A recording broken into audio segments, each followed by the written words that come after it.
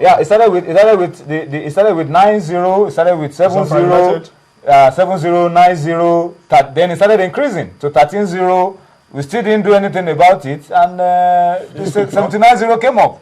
So when you don't nip it in the board when it is 7-0 and 9-0 or 5-1, you get 79. It depends. I'm not particular about the scoreline. Like I always say, even the goalless draw, as you said, you can play an accord. You can be fixed. Play an accord. Because this scoreline is so outrageous. That's why there was a lot of focus on this scoreline. And borrowing the words of Beatrice Bewarang, we should be worried that this is getting to the very lowest level of our football. That, for me, should be worrying. Amateur level, not just with this edition. Every year we have an issue like that. Apart from the scoreline, things that can become unimaginable happens there, and it shows a lack of attention. Exactly, that there's no monitoring structure to monitor what is going on. Proper things are being done. All these kind of scandals will bring the game to disrepute.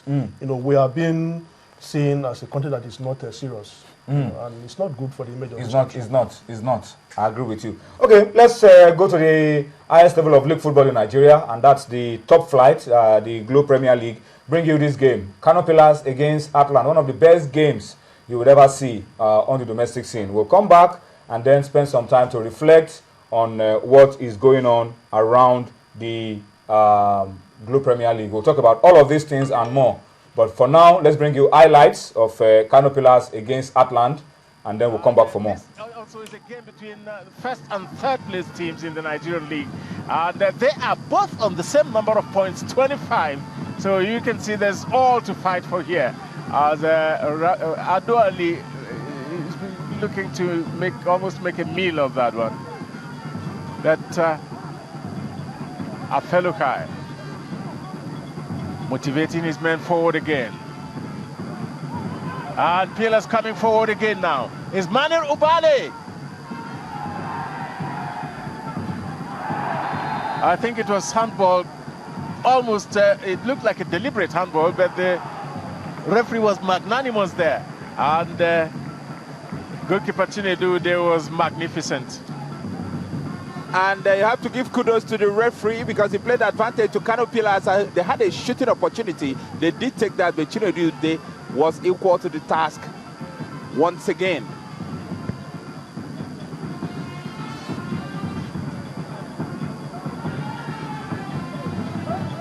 Ado Ali going back to Zangu Umar, the twin defensive force for Kano Pillars in this game. Emap even sending the ball forward.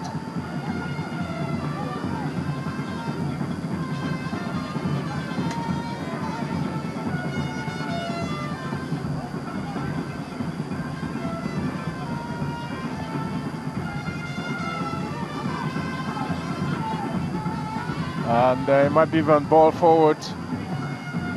The referee again says play on, and finally the deadlock is broken. It is Rabiu Ali, and oh, what a fantastic goal it is.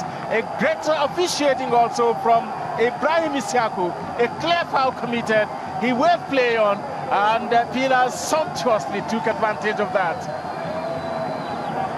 Very wonderful finish by Rabiu Ali, and the Heartland back four was slipping. Well, we wanted a goal, and we've got a goal to match the occasion. That really was a very good finish in the end. Heartland really all over the place. A foul advantage played once again. When that ball was played through, just watch Rabiu Ali. He didn't break stride, simply took it on the volley into the far corner. 1-0 to Kano Pillars, and based on the second half performance, you would say they've been absolutely outclassed in the second half. They've been outthought in the second half. They surely have been outplayed in the second half. And the final whistle, Kano Pillars, well, they have come to the neutral ground and done it. They played in Kano against this side in week 8 of the Nigerian Professional Football League. And the game was... All right, that was one of the best games we've seen this season. Maybe because it was played at a neutral ground. It was Kano Pillars against Atlant. At the time the game was played, Atlant were on top of the log. But after the victory by Kano Pillars, they went back on top. And for Atlant, things have continued to move from bad to worse. They played 6 games and they lost all 6, I think. They were on a losing spree. And that was why the government intervene, set up a committee to place some people on suspension for sabotaging the team, according to them, but then release 60 million to offset some of the balances because when there's no money, the boys cannot perform. But for Kano Pillars, the opposite has been the case. They've continued to maintain their hold at the top of the log, and they're showing that their victory last season was no fluke, and that they're ready to do it again this season. Consistency over 5 seasons. It's not just when you have a structure that you don't have issues of payment with the players understanding. You have the bucket of the players over 3 years, the same set of players within the team. Understanding is still there, even though you have pockets of players who have left to other clubs. You are bringing in fresh players who could fit into that structure. They kept the bulk of their team together. Yeah. And they have a management system, especially the technical system, where a coach goes, this assistant coach takes over, and you don't have that gap. And the coaches that will take over understand the structure, understand the mentality of the team. They have massive fans behind them. They came to this game with 15 buses of fans from Kano State. You know what it means. So if this game was played in Kano, you expect the kind of fans that will show up on that day. Any surprise when you hear that in 10 years they've not lost a game in Kano? No, I'm not surprised. It will take maybe a combination of Barcelona plus Real Madrid to beat Kano Pillars in Kano. If you have been to Kano, like we have done, you know that the atmosphere there is, something else. If you don't get to the stadium before 2 p.m., you're not likely to get a seat.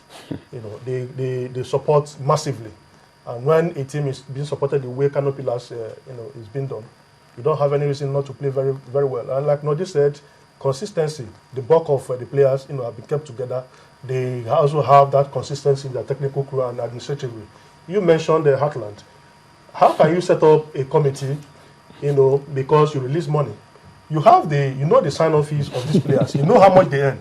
Just pay it into the committee is not because of the money. It's to look into why there was a slump in the performance, a loss of form. They lost 6 games. The players were not being paid. The coach was coming from his village to training. So do you need a soothsayer to tell you all these things? The players were not being paid. It was not being camped. The coach was. I let the coach comes from his village. Drives down every time. Yes, to train to handle the boys. You don't need a soothsayer. These are diversionary. It will even create more problems for the team. You have their sign-off fee, pay them, and allow things to flow naturally. Okay, let's look at some other issues around our football, and this time it's the club owners. We said at the beginning of the show they met in Abuja yesterday. Among other things, they decided they were going to set up a 5-man transition committee. We will explain what that means as we go on the show. But let's just go and show you some of the decisions taken from the communique of the club owners after their meeting. Number one, they reviewed the state of the league and they called for joint effort of all stakeholders, that word again, stakeholders, to move the league forward. I think it looks sounded like a cat effort. Yeah, we have always had this. They also told the LMC to spell out stiffer sanctions on clubs that disrupt live or video coverages of matches, and of course clubs that assault match officials. Stiffer punishment. Everything that must come out in terms of punishment should come out from the rule book. LMC cannot punish people outside of the rule book. So it is what is in the rule book that the LMC can enforce. Who are the offenders? The same club. But then the punishment should be stiff. What of the NFF and this? Can overrule. Okay. And then they also said that the LMC and all parties involved should respect all existing contractual agreements and memorandum of understanding in order to avoid further litigations in matters affecting the title rights and the TV rights. I think this is the issue of the 100 million, I think. I don't know, what is the latest around the 100 million to be paid to Total Promotion? If that has been paid, we will know. If that has not been paid, we will know. I think this is what they are referring to. That all I think the earlier the better they sort out this. Sort out that because issue. These are administrative issues that will affect the game on the pitch. So that we don't have going back to the court every time, disrupting what we think is a fragile piece. And then they set up this one. This one is going to be some potential problem area. They set up a 5-man transition committee headed by Barrister S.B. Aluko, that's the chairman of Kwara United, to advise and to guide on how best to approach forthcoming elections. I don't know, this forthcoming election into the league board in line with FIFA standard electoral code. And then the last one, they said they recognize, they dissociate themselves from any purported interview conducted to recruit